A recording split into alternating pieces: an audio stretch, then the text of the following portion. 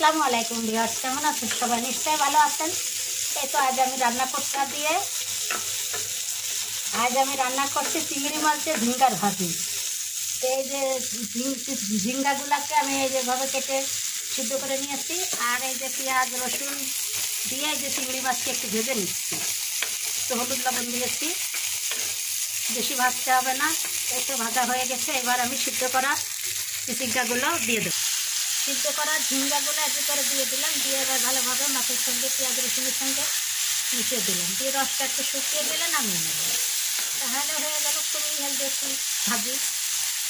রুটি, পরোটা, গরম ভাত সব কিছুর সঙ্গে খেতে দারুণ লাগবে।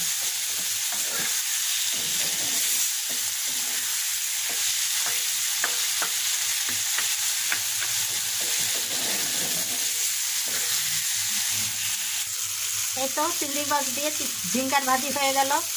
কত সুন্দর লাগছে দেখতে, খেতেও দারুণ লাগবে। ভিউয়ার্স, এখন আমি রান্না করব দেশি মুরগি। এই যে ছোটো ছোটো বাচ্চা, এই রান্না করব। তাই যে মশলাকে কষিয়ে নিয়েছি সমস্ত কিছু দিয়ে। মশলা কষা হয়ে গেছে, এবার মাংসগুলো দিয়ে দিলাম। দেশি মুরগি পাতলা ঝোল করব, ছোটো বাচ্চার ঝোল।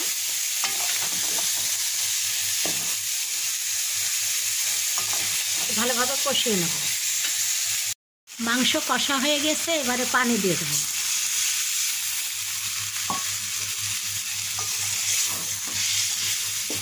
ঝোল থাকবে আর সিদ্ধ হবে, আর একটু লাগবে, আর 1 কাপ মতন দিয়ে দেবো। এই তো ঝোলের পানি দিয়ে দিলাম। এবার এটা ফুটে উঠলেই গরম মশলার গুঁড়া দিয়ে নামিয়ে নেব।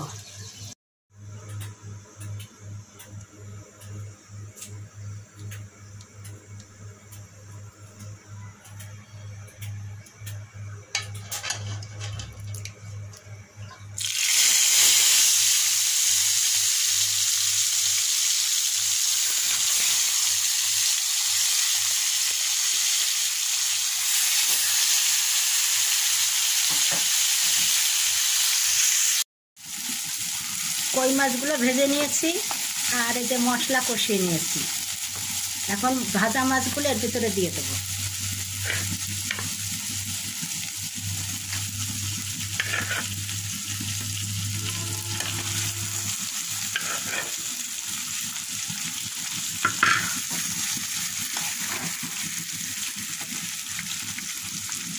একটু কষিয়ে নেব।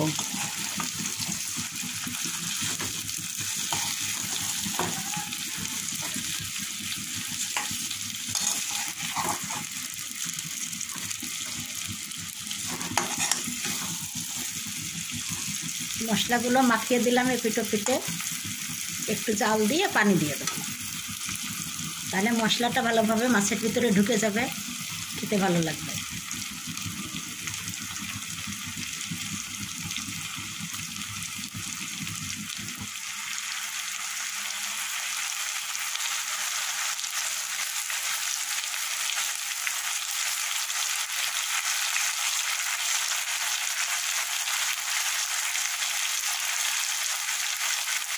এবার একটু ফুটন্ত পানি দিয়ে দিচ্ছি।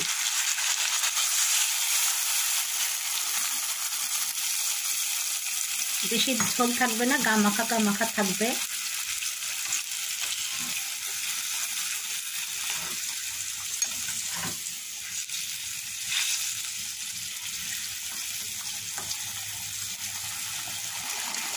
আমার কই মাছ ভুনা হয়ে গিয়েছে, এবার একটু ভাজা জিরের গুঁড়া দেব।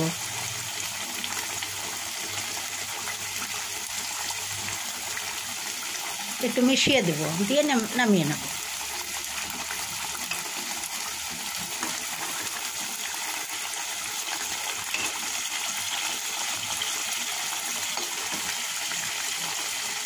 আশা করি আজকের আমার রেসিপিটি ভালো লেগেছে। আর যদি ভালো লেগে থাকে তাহলে অবশ্যই আপনারা আমার চ্যানেলকে লাইক, কমেন্ট, শেয়ার ও সাবস্ক্রাইব করে আমার পাশে থাকবেন। আজকের মতো বিদায় নিচ্ছি। আপনারা ভালো থাকুন, সুস্থ থাকুন। আবারও দেখা হবে। আল্লাহ হাফেজ।